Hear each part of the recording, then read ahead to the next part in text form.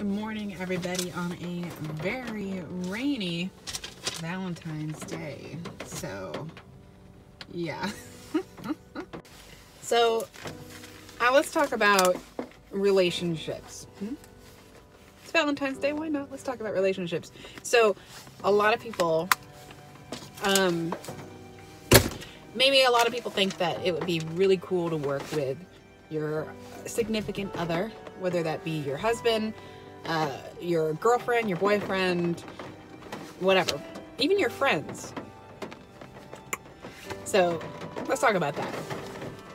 So my experience is I had my partner, my fiance, he worked with me for a couple months, a good 1 season and a half. Now, that story is a story of a failed partnership, relationship combination. It did not work. We did not work well together. And we were basically going to be ripping each other's hair out. It was bad. So when I say you can try to do that, I'm working with your partner is a very hard thing to do. It's probably one of the hardest relationships and dynamics to do, is mixing your relationship with your business. It's rough. So from my failure, I want to give you advice if you want to look into doing this. First thing is first. How long have you guys been knowing each other, whoever it might be? I think that's really important. New relationships, whether it be friendship or whatever, or significant other, that I think it's better to let that time period sort of figure itself out. I'm talking about, like, if you're in a relationship for just 6 months or so, that's not a lot of time. You're still working out your relationship. You're still working out everything on the back end, and that's where you should focus on that. I would highly recommend not mixing your business with that person. Now, if you've been in a relationship longer than that, that's where you have some space. Let's see. Well, I guess the best way to start it off would be to have something planned out between you two. Learn each other's strengths and weaknesses. Like, you might not know it before until you start working with each other, but if you can have that conversation, try to suss out what they are better at. Maybe they're better at organization. Maybe they're better at face-to-face. Maybe they're better on the phone. Maybe they're better just doing their own thing and working and just being, like, you know, on their own, just doing the window cleaning or something.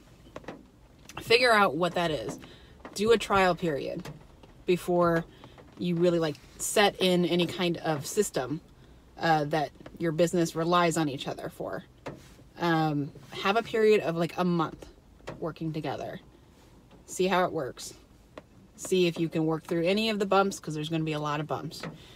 And then if you don't have any bumps, hey, congratulations. You won the partnership business lottery. So that's not the case for everybody, though. Let's see. Number 3, once you get that month out and you've worked with each other for that period of time, then, well, then, and if it's good and if it's working out, then that is where you want to start working in what each other's roles are going to be. It's really important to have sort of a laid out way of doing things, because if you put too much work on one end of the seesaw, the other seesaw is going to, you know, be unbalanced. So you want to make sure you're both doing an equal amount of work. It doesn't have to be like the actual physical labor. Like I said, maybe one person is better at the paperwork and in-person parts of the business, and the other one's better at actually doing the technical part of the business. So knowing what those two work together, that's where you need to find what works for you guys. So yeah, that is the third thing when it comes to these working relationships. And then number 4 would be to work out a schedule. So a working schedule, especially if you're living with your significant other, working out a schedule is really important. Start time of your working day to end time of your working day needs to be it needs to be stuck. It needs to have a follow through. So if you start off at 7 o'clock in the morning or whatever, that's your working time.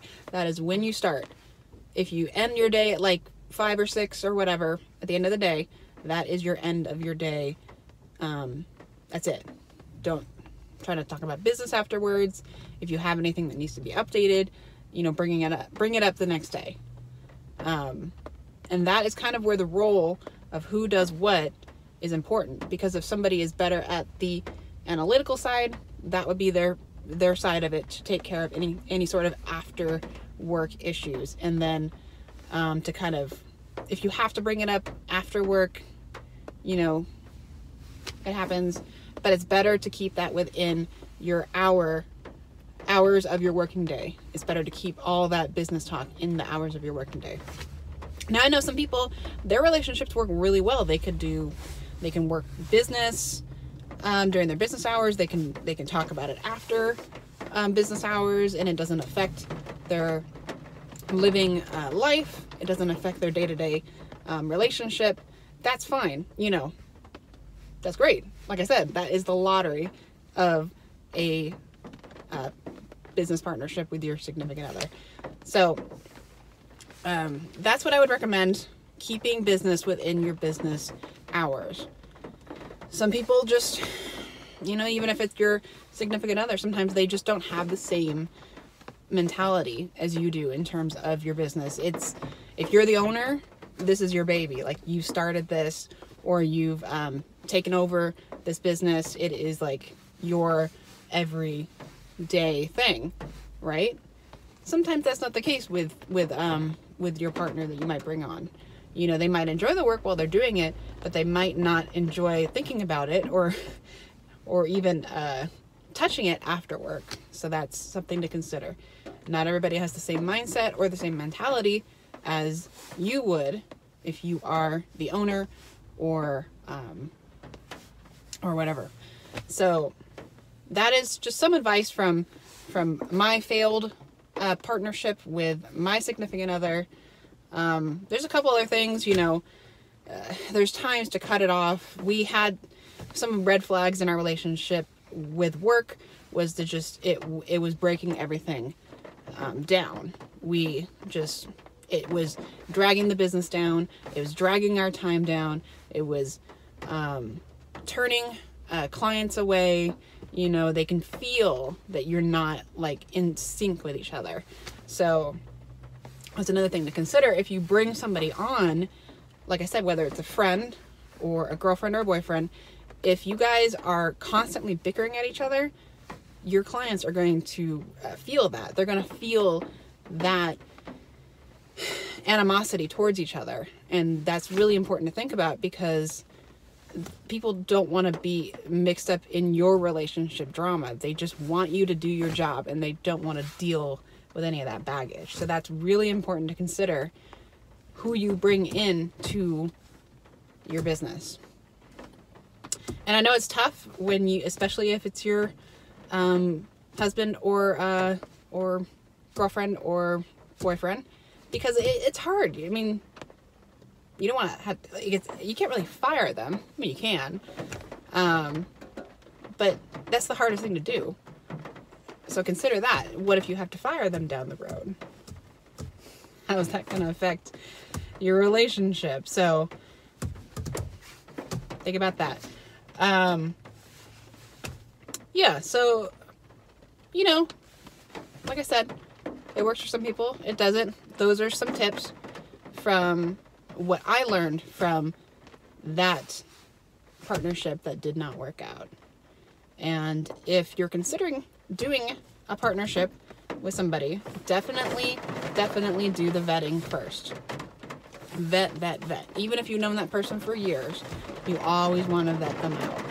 Because, like I said, this is your business, and you do not want it to fail because you brought somebody in that will just destroy it from the inside out. So, again, thanks for watching, and that is my tip for anybody who wants to get into a partnership with their significant other. All right, thank you. Have a good one.